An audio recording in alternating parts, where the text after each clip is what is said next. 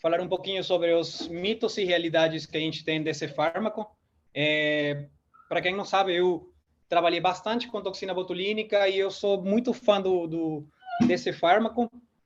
E eu vejo que, ultimamente, por causa que a toxina botulínica vem sendo utilizada de uma forma mais comum, uma forma mais seguida, né, pelo clínico, muitas vezes surgem algumas dúvidas, alguns mitos, realidades, algumas inferências sobre a toxina botulínica que eu vou tentar esclarecer agora. O professor Marcelo, ele já me apresentou, mas eu vou me apresentar de novo para vocês. Eu sou Victor Lora, eu sou cirurgião dentista pela Universidade de San Martín, no Peru. Eu fiz meu mestrado e meu doutorado em clínica odontológica na Unicamp, aqui no Brasil, e eu trabalhei em todo o meu mestrado e doutorado justamente com toxina botulínica, estudando sobretudo sobre o mecanismo de ação da toxina botulínica. Aliás, eu não falei para vocês, mas sou peruano, então se vocês, por algum motivo, não entenderem alguma palavra ou do meu sotaque, fiquem à vontade, por favor, de perguntar. Eu fiz um doutorado sanduíche em neurofarmacologia, onde eu estudei ainda mais, me aprofundei sobre o estudo da toxina botulínica. Sou especialista em prótese, atualmente sou professor de pós-graduação na Universidade de Ibirapuera, e eu sou professor da Let's Hoff Academy, que é um instituto de harmonização facial aqui em São Paulo. Para falar um pouco sobre a toxina botulínica, é importante que eu comece com uma definição do fármaco, né? E a toxina botulínica, ela é uma neurotoxina que ela é produzida por uma bactéria. Essa bactéria é denominada de Clostridium botulinum e ela causa a doença do botulismo. Interessante que essa toxina botulínica, ela tem uma alta toxicidade, uma alta potência e mecanismos de ação que são muito específicos. E isso é muito importante no mecanismo de ação, do jeito que a toxina botulínica age, porque com doses muito baixas, doses que a gente considera em nanogramas, a gente consegue um efeito ou estético ou terapêutico dessa toxina. E aqui, nessa definição, que a gente vê talvez o primeiro mito da toxina botulínica. Eu já ouvi vários pacientes, já até alguns colegas clínicos perguntarem se a toxina botulínica ela poderia causar a gente o botulismo. E na literatura a gente vê que é muito improvável que isso aconteça, porque as doses que a gente utiliza de toxina botulínica geralmente para estética e até para terapêutica dentro da odontologia são muito baixas, sim? E como a gente está injetando a toxina e não a bactéria, essa quantidade de toxina que a gente injeta não tem como se multiplicar dentro do paciente. Então, é um mito que a toxina botulínica ela consiga causar um botulismo em nossos pacientes. A toxina botulínica ela é uma nova droga terapêutica e estética. Eu gosto muito de começar com essa frase, porque isso é um mito muito grande que a gente encontra, né? A gente vê em muitas palestras ou muitos clínicos falando sobre isso.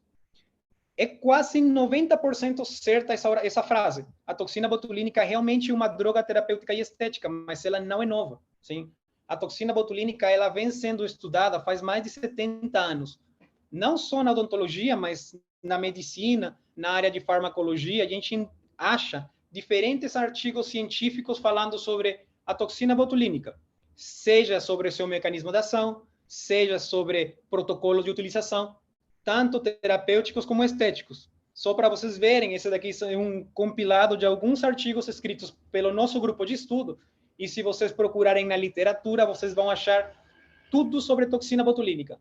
Então, eu gosto muito de falar até para os alunos dos cursos que eu dou, que quando alguém falar alguma coisa da toxina botulínica, a pessoa sempre tem que falar junto com alguma referência científica, porque eu garanto para vocês que qualquer protocolo de aplicação, seja estético ou terapêutico, tem um embasamento científico na literatura. E é por esse motivo, né, que a gente precisa diferenciar um pouco o que seria uma evidência e o que seria uma opinião. Uma evidência, quando a gente fala de qualquer fármaco ou qualquer tipo de terapia, é uma constatação de uma verdade que não suscita qualquer dúvida. Uma evidência, quando nós falamos sobre ciências da saúde, né, uma evidência ela sempre tem um apoio científico. Já uma opinião, ela vem sendo um julgamento pessoal, um parecer, um pensamento que muitas vezes está embasado na nossa prática clínica, mas não tem uma evidência científica por trás disso, né? Não que uma opinião não seja válida, mas uma opinião com uma evidência científica por trás, ela tem uma força muito maior que só uma opinião baseada na nossa experiência clínica. E logo com isso, eu gostaria de falar, né, perguntar se a gente faz atualmente uma harmonização orofacial, especificamente o uso dessa toxina botulínica, ele é feito em opiniões, ou a gente prefere utilizar essa toxina botulínica baseada em evidências? Eu acredito que se a gente trabalha com evidências científicas, a gente vai desmascarar muito desses mitos, né? Muito desses mitos sobre toxina botulínica, e a gente vai conseguir dar um tratamento mais satisfatório e, sobretudo, um tratamento seguro para nosso paciente. Eu me baseei muito para essa aula nesse paper, que eu acho um paper muito interessante, porque ele tem diferentes mitos, justamente, e algumas afirmações que são corretas sobre a toxina botulínica. Para quem tiver interesse, no final da aula, você pode me mandar uma mensagem que eu consigo providenciar esse paper para vocês, tá? E muitos dos mitos da toxina botulínica, eles estão baseados na estrutura. A gente precisa entender como que funciona essa toxina botulínica para a gente desmascarar alguns mitos dentro do uso do fármaco. E eu quero mostrar para vocês que esse gráfico representa a estrutura molecular da toxina. Basicamente, a toxina botulínica ela apresenta 4 partes. 3 delas são consideradas sumamente importantes e uma é uma proteína acessória. A gente tem a ponte de sulfeto. Primeiro, a gente tem a cadeia pesada da toxina botulínica. Essa cadeia pesada, ela é a parte da toxina botulínica que permite que esse fármaco entre no neurônio, onde ela vai fazer seu efeito. A gente tem uma cadeia leve que permite que a toxina botulínica tenha esse efeito de paralisia muscular que a gente conhece e permite minimizar as rugas do nosso paciente. E essas duas cadeias, elas estão unidas por um enlace, um ponte de sulfeto. E essa ponte de sulfeto, ela é frágil, sim? E isso é uma realidade da toxina botulínica, é uma verdade. A toxina botulínica, realmente, ela é uma molécula frágil, porque aquela ponte de sulfeto que une as duas partes importantes da neurotoxina é frágil. E se a gente não consegue manipular esse fármaco com uma delicadeza ou com um protocolo correto, a gente vai ter uma dissociação dessas duas proteínas e a nossa toxina não vai fazer efeito. Logo, a gente tem também algumas marcas, alguns fabricantes, eles colocam uma cadeia protetora nessa toxina botulínica para ela ter uma maior estabilidade, né? Seja dentro do frasco, né? Onde ela é preparada, ela é armazenada.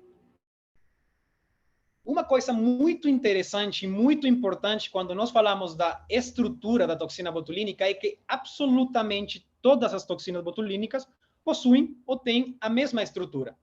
E porque todas têm a mesma estrutura, todas têm também o mesmo mecanismo de ação, sim? Então, é um mito que as toxinas botulínicas elas são diferentes entre si. Elas talvez podem variar um pouco nos excipientes que elas têm, mas na estrutura principal da toxina botulínica, todas são absolutamente iguais. Então, aí que surge a pergunta, por que umas marcas de toxina botulínica, elas conseguem ter um efeito talvez que dura um pouquinho mais ou dura um pouquinho menos, né? E para responder essa pergunta, eu preciso falar para vocês sobre a toxicidade dessa toxina botulínica, como funciona a toxicidade desse fármaco. Em primeiro lugar, a toxina botulínica, a toxicidade dela, ela é expressada em unidades, né? Quando a gente aplica a toxina botulínica no paciente, a gente aplica 1 unidade, 2 unidades, 3 unidades, dependendo da avaliação que a gente faz nesse paciente. Para entender como que é estabelecida uma unidade é uma dose necessária para causar a morte de um rato com peso aproximado de 20 gramas. Isso é chamado de LD50, de Lethal Dose 50. Como funciona? Para determinar uma unidade de toxina botulínica, as empresas elas juntam um grupo de ratos, sim, e a quantidade de toxina botulínica injetada intraperitonealmente, ou seja, na barriga do rato, né, e que consegue matar os 50%, a metade desse grupo de ratos, é considerada uma unidade.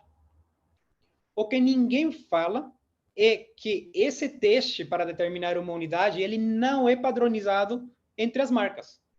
Então, se uma marca X tem um grupo de ratos X, de uma raça X, né, e ela injeta uma quantidade de toxina botulínica que mate a metade desses ratinhos, a outra marca, talvez, o grupo de ratos que ela tem é diferente a essa outra marca. Então, quando eles estabelecem uma unidade, talvez a unidade da marca X vai ter mais moléculas de toxina botulínica do que a unidade da marca Y. Quando a gente... essa diferença talvez não seja muito grande para serem consideradas unidades diferentes, porém, na prática clínica, isso faz uma diferença e a gente consegue enxergar essa diferença no nosso paciente. E por esse motivo que quando a gente pega a bula da toxina botulínica, muito grande, em letras até em negrito aparece. As unidades de toxina botulínica, elas não são intercambiáveis. E quando a gente olha a literatura científica, a gente vê que existe comparações entre os produtos. E, por exemplo, a gente vê que produtos como Dysport, que é uma toxina botulínica produzida pelo Ipsen, né, e comercializada pela Galderma, ela tem aproximadamente um frasco de 500 unidades na unidade deles, que seria comparado a 200 unidades de Botox e a 200 unidades de Xiaomi, ela tem mais moléculas ativas de toxina botulínica por unidade. Ou seja, apesar que as toxinas botulínicas elas são iguais, né, a molécula é igual, muitas vezes em uma unidade de uma marca você tem mais moléculas ativas do que em outras marcas. E esse paper, ele conclui que, aparentemente, a marca Dysport, ela apresenta uma alta potência quando comparada aos seus concorrentes, e o que poderia representar um custo-benefício maior. E essa maior potência, ela também vai se refletir na duração do efeito dessa toxina botulínica. Então, é interessante quando a gente fala que a toxina botulínica, as moléculas são diferentes. Não, isso é um mito. O que é uma verdade é que por cada unidade de cada marca, a gente pode ter mais ou menos moléculas ativas de toxina botulínica, e isso sim pode representar uma diferença terapêutica no nosso paciente. Outra coisa interessante é que muita gente se perguntará, né, mas o Botox, o Xiaomi e a Dysport, que são as marcas mais utilizadas, elas realmente têm diferentes pesos moleculares, sim? Nesse quadrinho aqui, a gente pode observar que o Botox, e o Xiaomi e o Dysport, todos têm 150 kilodaltons, que é o peso dessa molécula central de toxina botulínica, né? O que justamente reflete o que eu falei. Todas as moléculas da toxina botulínica principais são iguais. Porém, a toxina botulínica, ela também tem proteínas acessórias. E muitas vezes essas proteínas acessórias, elas variam entre as marcas. Por exemplo, o Botox, ele tem uma proteínas acessórias de até 750 kilodaltons, enquanto o Dysport, ela tem proteínas de 350 kilodaltons, e o Xiaomi, ele não tem proteínas acessórias. Então, quando nós vemos o peso molecular total dessas três toxinas botulínicas, a gente vê que existe realmente uma diferença. Será que essa diferença do peso molecular total faz alguma diferença também na aplicação clínica do nosso paciente? É um mito muito grande que eu escuto, que as pessoas falam, né? Botox, por ter uma molécula maior, ela consegue se espalhar menos no tecido, pelo fato da molécula ser maior, e Dysport, ela consegue se espalhar mais pelo tecido, pelo fato que a molécula de Dysport, ela tem um peso molecular menor. Será que isso é verdade? Será que isso é um mito ou uma realidade? Bom, eu falo para vocês que isso é um mito, porque quando nós preparamos nosso frasco de toxina botulínica, a molécula principal de toxina botulínica, ela já se separa dessas proteínas acessórias.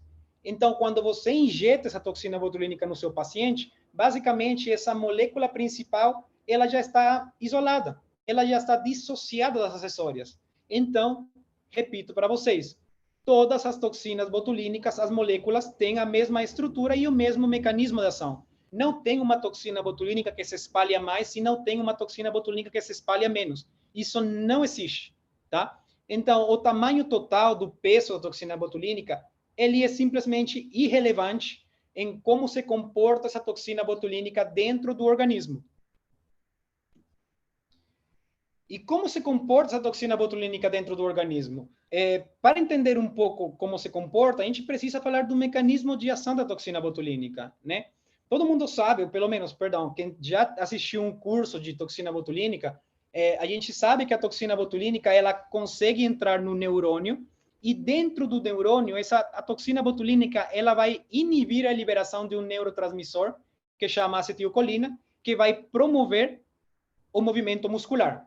Sim? Ou seja, a toxina botulínica, ela não deixa a acetilcolina se unir no músculo, e assim a gente tem uma paralisia muscular.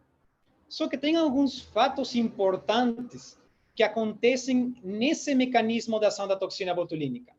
Primeiro, a toxina botulínica, ela é uma molécula de rápida ligação. Sim? Artigos científicos indicam que para que a toxina botulínica entre nesse neurônio, ela demora em ratos aproximadamente 10, 15 minutos, uma média de 12 minutos. Sim? Em pessoas, alguns artigos indicam que poderia demorar até 40 minutos ou uma hora. Então, a toxina botulínica, ela tem aproximadamente 45 a 60 minutos para se internalizar. E a gente tem que entender que quando nós injetamos a toxina botulínica, essa toxina botulínica, ela é injetada, em primeiro lugar, no extracelular, sim? Fora do neurônio. E ela, como é uma molécula de rápida ligação, ela rapidamente se une aos receptores do neurônio e é internalizada. Isso é importante. Por quê? Porque fora do neurônio, no extracelular, a gente tem um processo de lavagem celular que chama washout celular.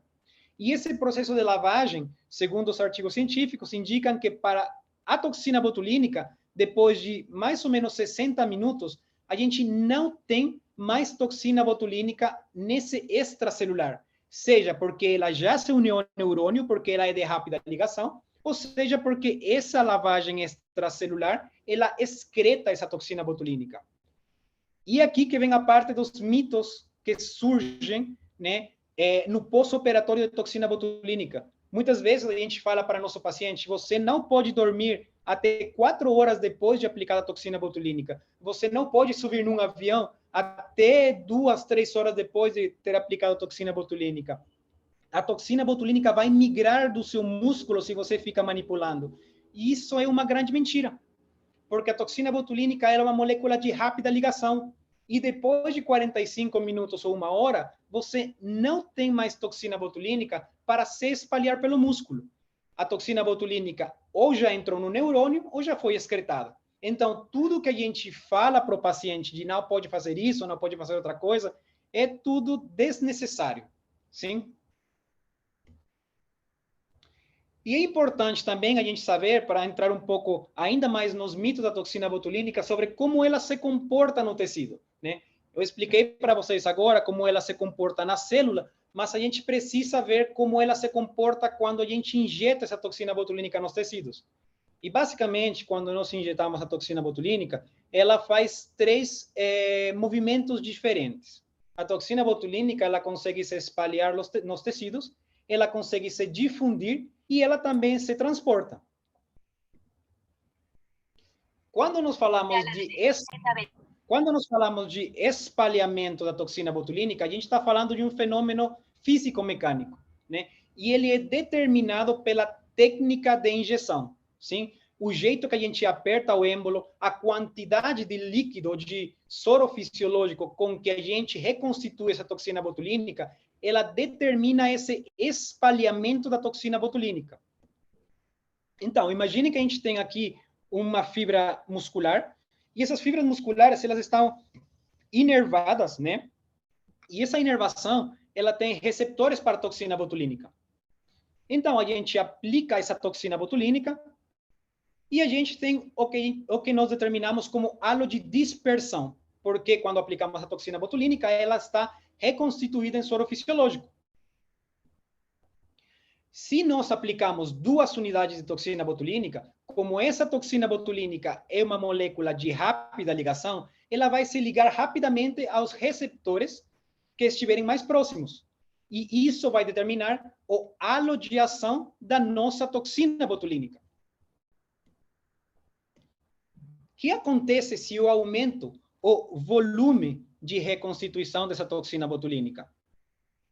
Se eu aumento o volume, ou seja, a quantidade de soro fisiológico que eu tenho, mas eu não aumento as unidades de toxina botulínica, simplesmente eu vou aumentar meu halo de dispersão, porém, meu halo de ação, ele vai se manter da mesma forma. Então, é um mito muito grande, né, que a gente fala que quando você aumenta esse halo, quando você reconstitui a toxina botulínica com mais soro fisiológico, você consegue ter uma ação maior da toxina botulínica, sim?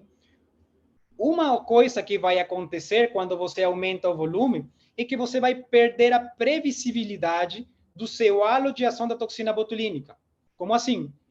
Se você sabe que com 2 unidades seu halo de ação vai ter um diâmetro X, se você aumenta o volume, muitas vezes, por causa que o halo de dispersão aumenta, uma ou outra molécula de toxina botulínica talvez vai fugir para outros receptores, um pouco mais afastados desse halo de ação. E é aí que podem começar os efeitos adversos dessa toxina botulínica, né? Por quê? Porque você achou que esse halo de ação ia ficar confinado a esse tamanho, porém, como você aumentou o volume, uma que outra molécula conseguiu chegar mais longe. Outro movimento da toxina botulínica é determinado pela difusão do fármaco, que é muito diferente a falar do espalhamento dessa toxina botulínica. A difusão do fármaco ele é determinado pelo movimento passivo da toxina botulínica, e ele é determinado ou influenciado principalmente pela dosagem que você utiliza, pela quantidade de toxina botulínica que você utiliza. Voltando ao nosso exemplo anterior, né? Dessa vez, a gente vai aumentar o número de unidades de toxina botulínica utilizada. Então, ao invés de utilizar 2 unidades, agora a gente vai aumentar para 5 unidades. E esse halo de ação da toxina botulínica, ele vai aumentar.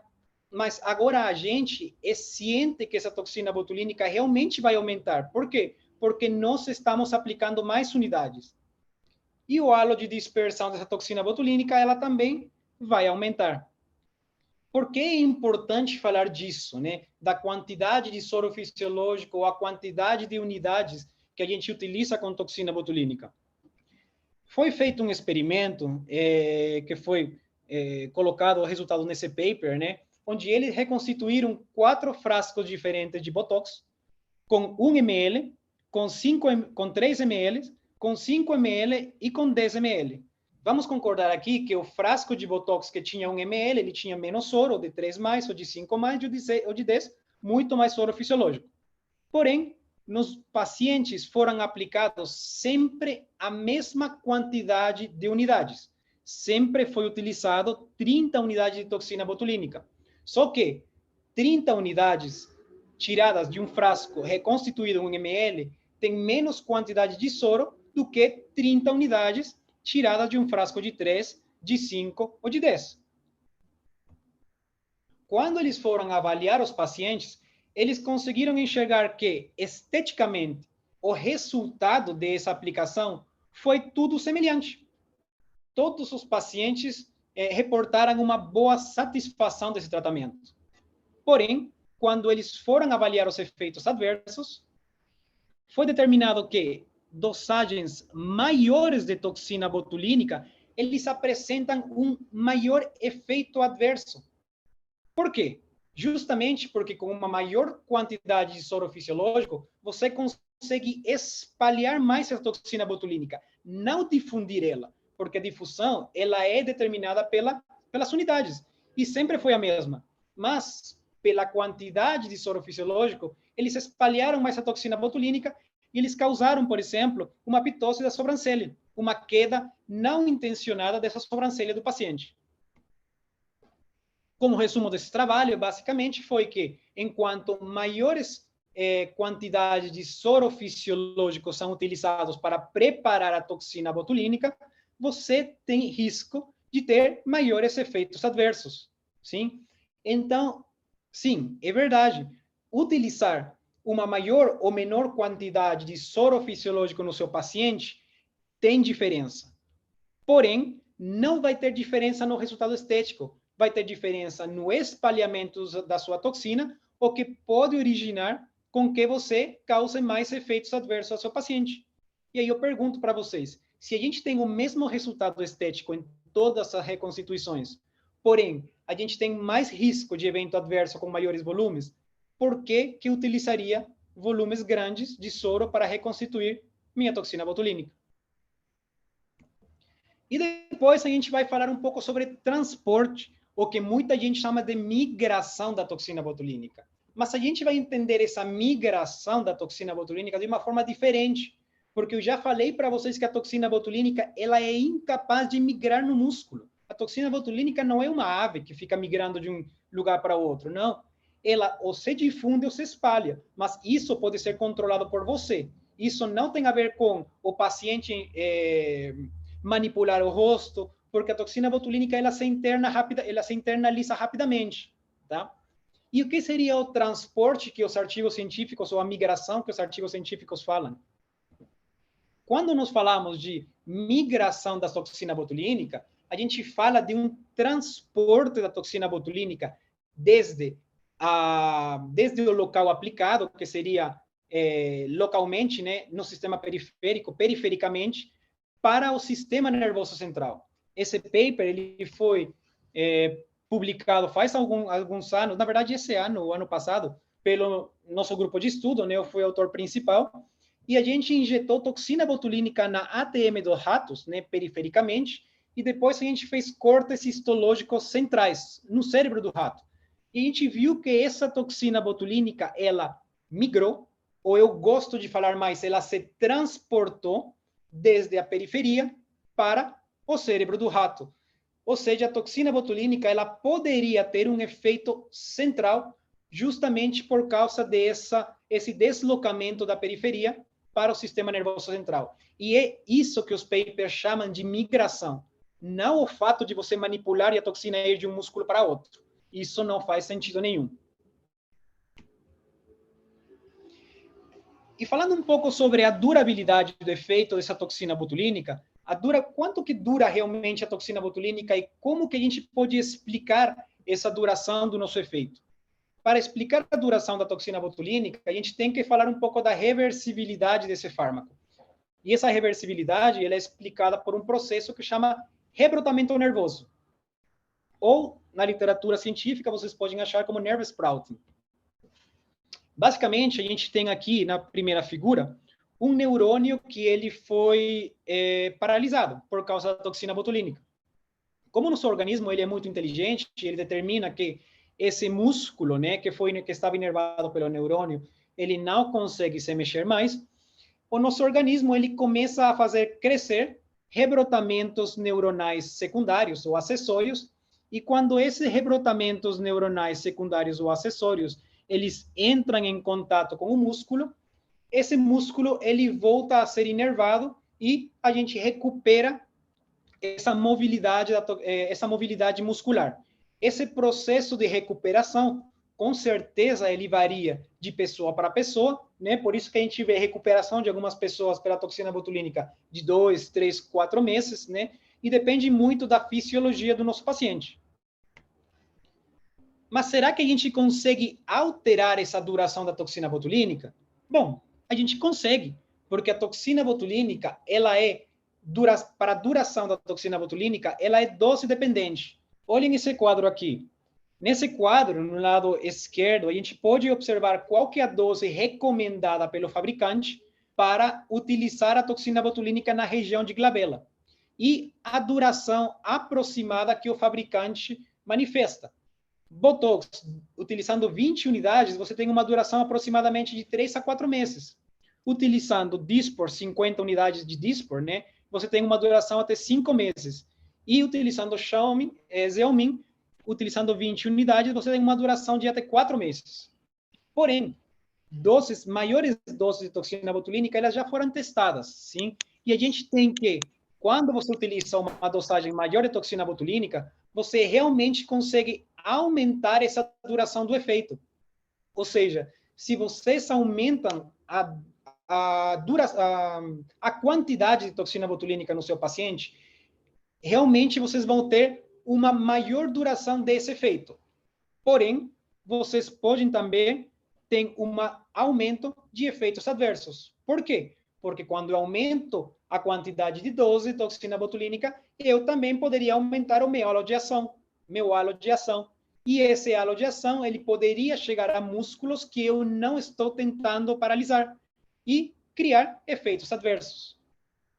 É por esse motivo que quando a gente fala em toxina botulínica, a gente fala de utilizar a menor dose eficaz possível. E essa é uma frase que você vê em todos os artigos científicos que falam sobre como você pode ser eficaz na utilização de toxina botulínica. Você tem que utilizar a menor dose que não cause efeitos adversos, porém que seja suficiente para você ter seu objetivo atingido no seu paciente, que no caso pode ser tirar a ruga ou até reposicionar tecidos, dependendo do músculo que você está aplicando. E outro mito muito grande da toxina botulínica, envolvendo ainda a durabilidade desse fármaco, é sobre se a toxina botulínica dura cada vez menos quando a gente vai aplicando ela ao longo do tempo, né? Nesse estudo, a gente pode ver tratamento de toxina botulínica, tá? Até 21 tratamentos de toxina botulínica aplicados em pacientes, né, num período de 5 anos.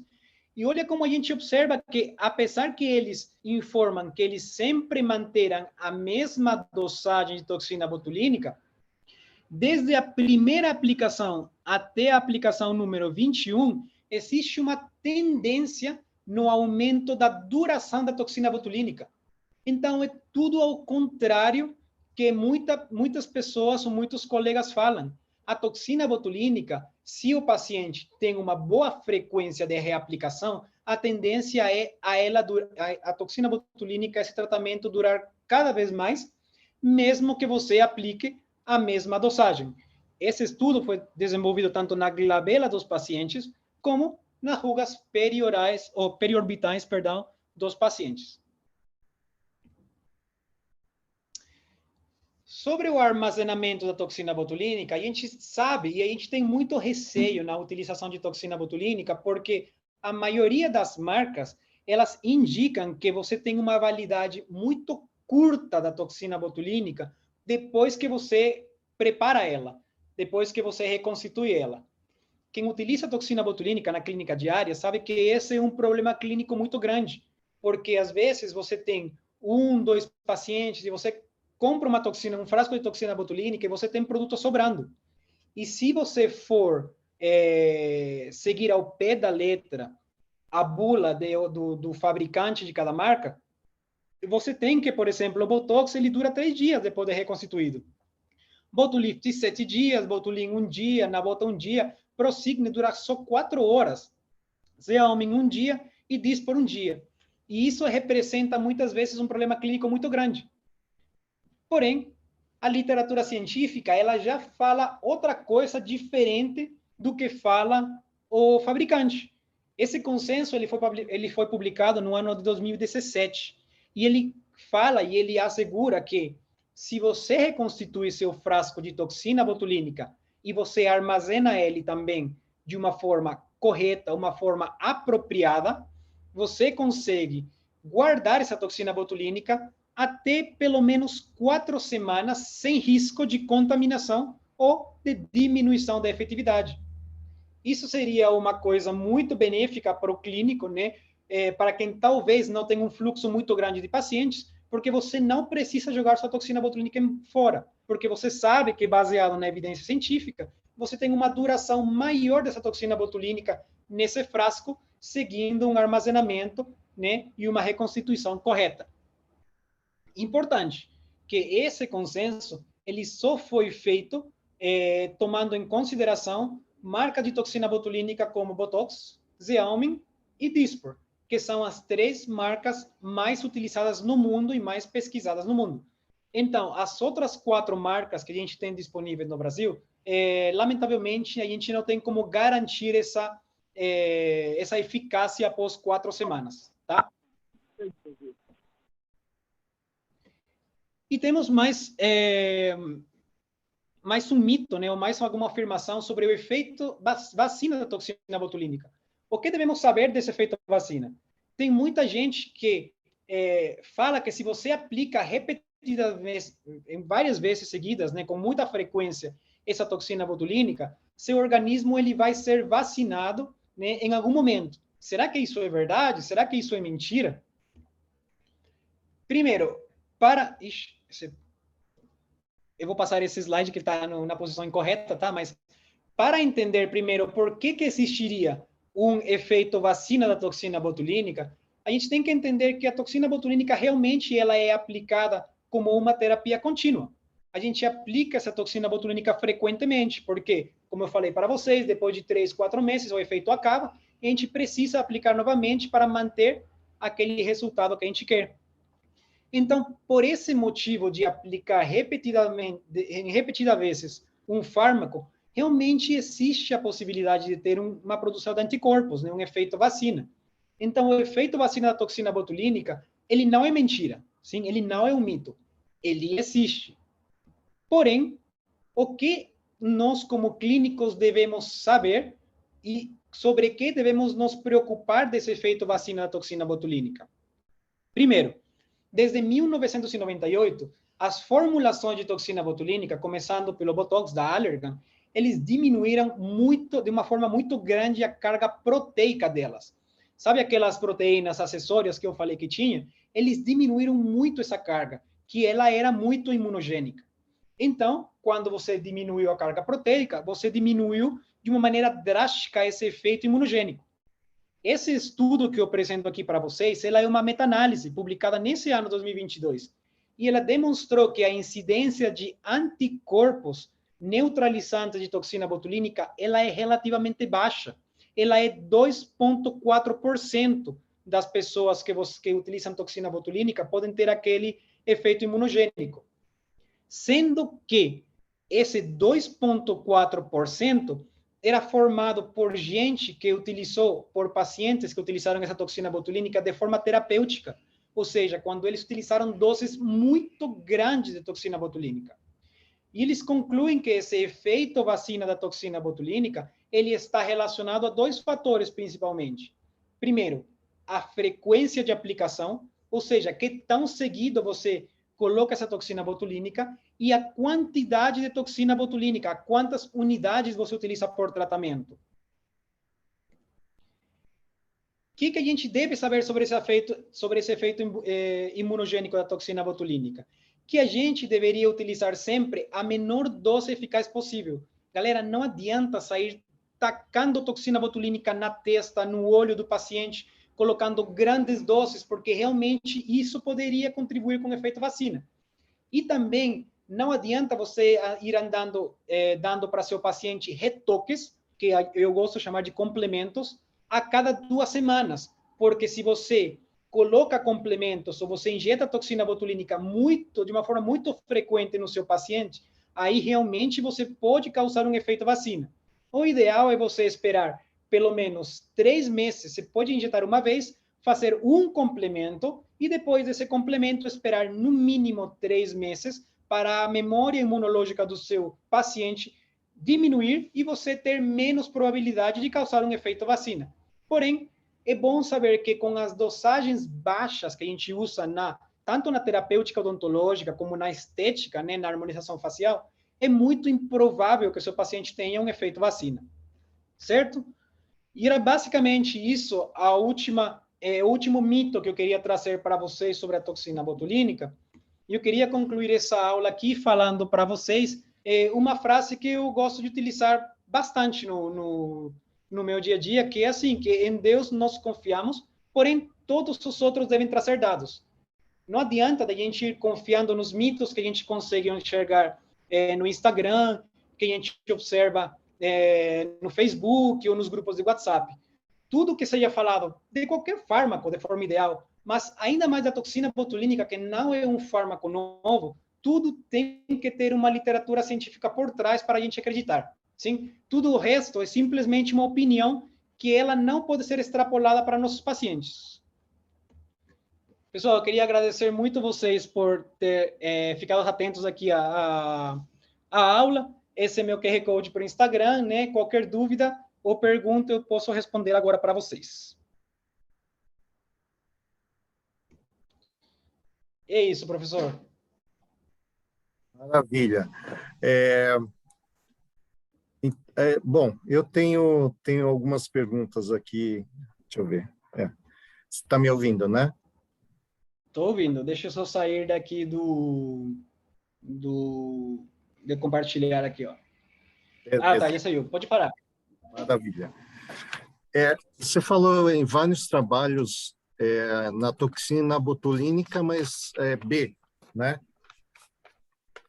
Em vários trabalhos aí. Mas aqui no Brasil a gente só tem A, não é isso? Ou já chegou a B também?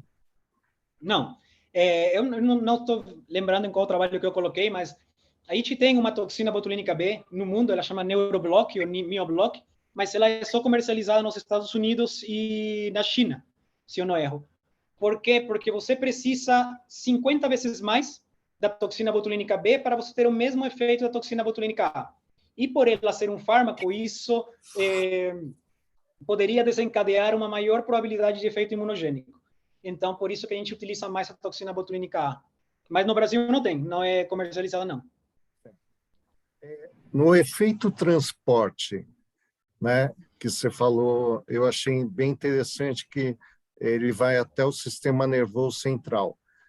Mas o que ele poderia causar no sistema nervoso central? Perfeito. Essa é uma pergunta de dois, não sei como chama, vamos lá. Isso pode ser bom e, na minha opinião, também pode ser ruim, tá? Nesse paper, eu trouxe só a parte mais essencial, né, que ela é transportada, mas a continuação desse paper, que foi publicado também este ano, é que ela consegue interagir com células da glia. E a gente sabe que as células da glia, elas são as células que conseguem manter essa dor crônica no paciente. Então, ela poderia ser um fármaco, por isso que ela funciona tão bem, por exemplo, quando a gente trabalha com enxaqueca, migraña, com DTM crônica, né? Porque ela consegue chegar no sistema nervoso central. Só que eu apresentei esse paper num congresso na SBPQ desse ano, né? Aliás, a gente ganhou o Raton, que foi o maior prêmio com aquele paper, porque eu levantei uma questão muito interessante, né? A gente sabe que a toxina botulínica analgésica, né? Ela chega no sistema nervoso central, isso a gente sabe agora. E a gente sabe que quando utilizada terapeuticamente, isso pode ser bom. Mas quando a gente utiliza ela esteticamente, ela também vai causar um efeito analgésico central do nosso paciente. E a gente sabe que talvez isso poderia causar que algumas doenças, né, a gente esconda talvez esse caráter, essa dor, né, ou esse caráter das doenças, e talvez a toxina botulínica, ela poderia estar escondendo algumas doenças que o paciente tem por causa que ela causa um efeito analgésico. E isso é uma coisa que ainda não foi investigada. Tá? E essa é a outra parte que seria, entre aspas, poderia ser ruim da toxina botulínica. Só que a gente conseguiu ver isso faz pouco tempo, o efeito central. Então, a gente não tem nenhum relato, nem caso clínico, nada a longo prazo, nada determinando isso. Uhum. Outra pergunta que eu tenho aqui, depois, claro, está aberto para todo mundo, tá? Eu estou aproveitando aqui o Vitor e sugiro que vocês façam o mesmo, tá bom? Sobre o efeito de aplicação para bruxismo, né? Eu ouvi dizer que se você aplicar no masseter, fizer aplicações no masseter, no temporal, tal, continuamente, ele pode ter um efeito de desgaste do disco articular na ATM. Você sabe alguma coisa? Sei, a gente publicou um artigo sobre isso, eu não coloquei aqui, mas a gente publicou um artigo clínico, ele foi publicado, ele foi aceito, né, publicado no ano 2020, 19, não lembro, a gente utilizou toxina botulínica em 100 pacientes diferentes, né? A gente teve, na verdade, 5 grupos. 3 grupos com doses diferentes de toxina botulínica, uma dosagem baixa, uma média e uma alta, e outro grupo utilizando placa e utilizando um placebo, que seria a solução salina, né? Lógico, a gente avaliou justamente o volume ósseo dos pacientes pós-aplicação de toxina botulínica, sim, na mandíbula. Pacientes que foram tratados com placa e com soro fisiológico, eles não reportaram nenhum efeito adverso. Porém, pacientes tratados com toxina botulínica numa dosagem muito alta, né, tanto no músculo masseter como no músculo temporal, eles realmente apresentaram um desgaste ósseo, né, uma reabsorção óssea, o que poderia ser um indício, né, de um efeito adverso que realmente seria grave, caso você reaplique, por exemplo, essa toxina botulínica várias vezes para o uso de bruxismo ou de DTM, onde você coloca no masseter ou no temporal, sim? É por isso que quando a gente fala de toxina botulínica para bruxismo, eu gosto de falar que ela não é, em nenhum momento, ela deveria ser a terapia de primeira opção. Você vai entrar com terapias menos invasivas, como, por exemplo, placa oclusão, que é o gold standard, né, o padrão ouro para bruxismo, para DTM, e em alguns casos específicos você poderia utilizar toxina botulínica, mas você precisa continuar com esse uso de placa. E o ideal é que esse paciente aplique só uma vez a toxina botulínica, ele consiga moderar aquela atividade muscular, né? E depois ele siga o acompanhamento com placa. Por quê? Porque se você utiliza muitas vezes a toxina botulínica, você poderia sim ter efeitos adversos. Perfeito. Talvez numa condição mais aguda inicialmente, você dá uma equilibrada e depois, né? Exatamente. Eu não posso falar de protocolo porque não existe um protocolo para isso. Realmente não existe na literatura um protocolo estabelecido para isso. Mas isso aqui é uma opinião pessoal minha, como que eu trataria um paciente, né? Eu controlaria um paciente com bruxismo grave, que eu já fiz. Eu começo talvez com toxina botulínica associada à placa e depois eu mantenho o tratamento só com placa oclusal, sem colocar mais toxina botulínica para não incidir nesse efeito adverso.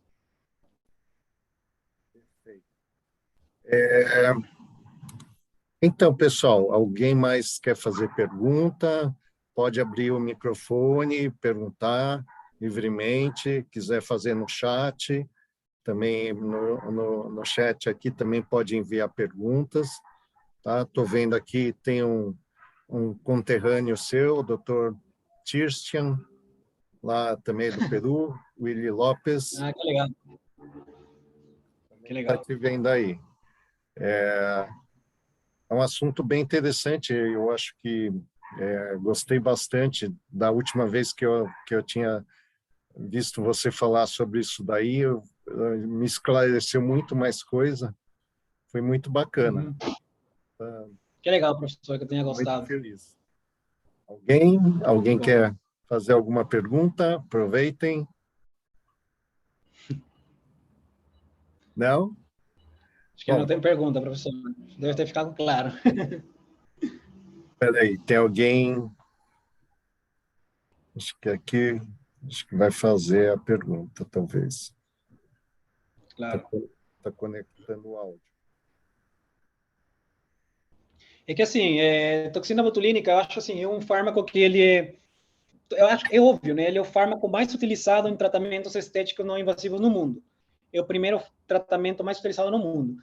E agora tem tanta gente utilizando toxina botulínica que surgem tantos mitos e tantos, talvez, algumas informações falsas sobre essa toxina botulínica, né? Mas eu acredito que quando a gente entende realmente como o fármaco se comporta, a gente consegue entregar o melhor para o paciente, né? E a gente consegue, muitas vezes, passar e ignorar alguns comentários ou algumas opiniões que realmente não têm sentido nenhum quando você confronta a literatura científica. Ah, com certeza, né? Uhum. Galaxy J6+, quer fazer alguma pergunta? Eu estou vendo que está conectando ao áudio, ou quer fazer no... Não sei se consegue acessar o, o chat. Professor Paulo, alguma pergunta? Não? Então, pessoal, gostaria de agradecer muito, professor Victor, excelente aula. Nós estamos aí montando um grupo justamente também para o pessoal do Peru. O doutor Christian, em breve você pode ter aula com o professor Victor, né, seu conterrâneo aí.